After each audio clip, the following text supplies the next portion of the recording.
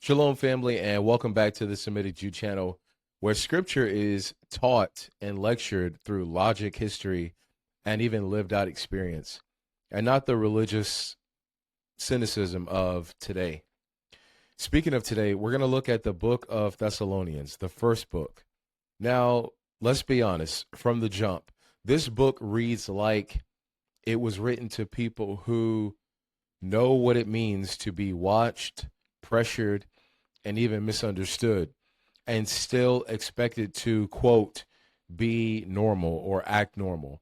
Paul is writing to the Israelites who were learning how to stand firm without becoming reckless, hopeful without being naive, faithful without folding under pressure. Let's begin.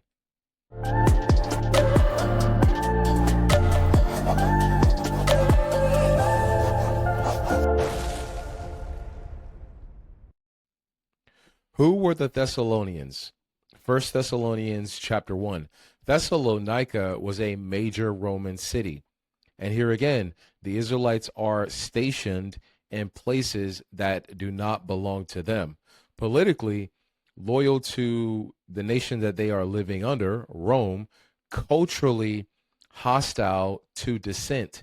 And even Paul addresses them as an assembly in God, not converts, not pagans, and not beginners. And see, the thing is that matters. He praises them for their faith, for their labor, and for their endurance, not for the hype, not through emotionalism, but through consistency.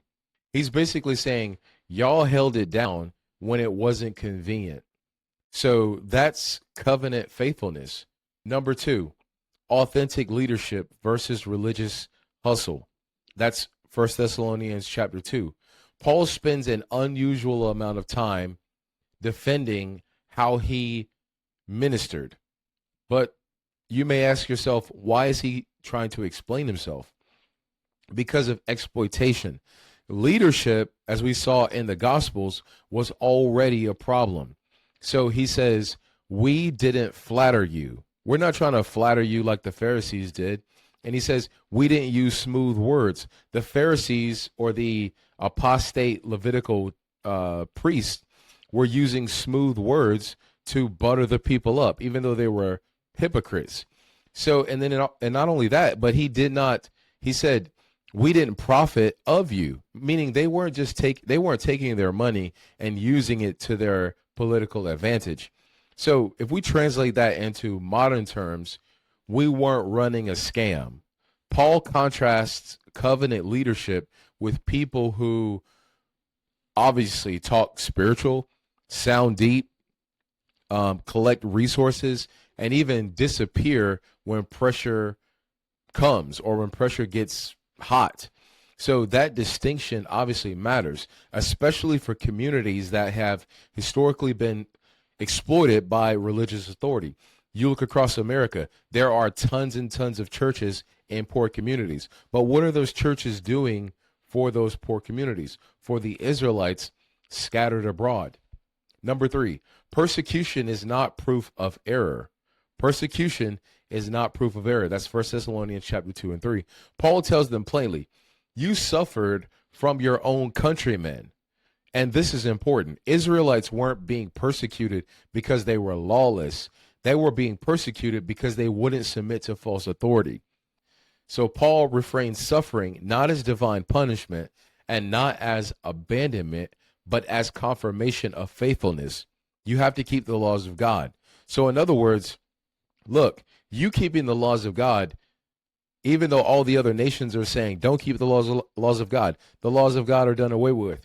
You're not crazy to believe that God cares about the law. And you're not crazy to believe that consistency matters. That is a needed correction.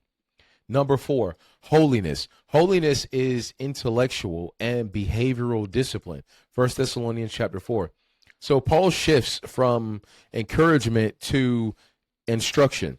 He talks about sexual discipline, self-control, respect within the community, love expressed through our action and not through emotions. Again, this is not moral panic, or this is not like, hey, here is a list of things you need to do. This is about not letting the surrounding culture train you into their behavior. Holiness here is resistance. It's resistance to the culture, the so-called Christian culture, if you will, that does not align with the scriptures.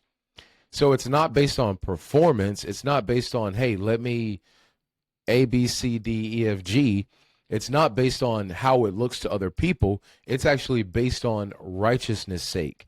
Paul is teaching Israel, look, this is how you remain distinct without becoming self-righteous. Number 5, the return of the Messiah. And this is our hope. It's not escape. 1 Thessalonians chapter 4. This passage is often stripped of context. Paul is not talking about escapism. He's expressing or addressing grief.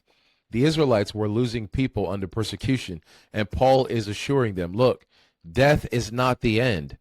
God's promises still stand, and justice is coming, whether they want to believe it or not, and whether you want to believe it or not. And this is the hope language for an oppressed people, and it's not some fanciful theology. Number 6, stay alert. Stay alert and not anxious. That's 1 Thessalonians chapter 5. So Paul closes with balance. He says, look, don't panic. Don't fall asleep spiritually. Don't live recklessly. And don't live in fear. So he reminds them, look, God did not appoint you to wrath. Our story, the Israelite story, doesn't end in destruction. It ends in restoration. Here's the closing message. The book of 1 Thessalonians teaches that the Israelites should endure pressure without paranoia. And not only that, but to trust God without abandoning our discipline. And moreover, to remain faithful without being naive of what is to come. But living faithfully, we need to understand that we are under a watchful power, the Most High God.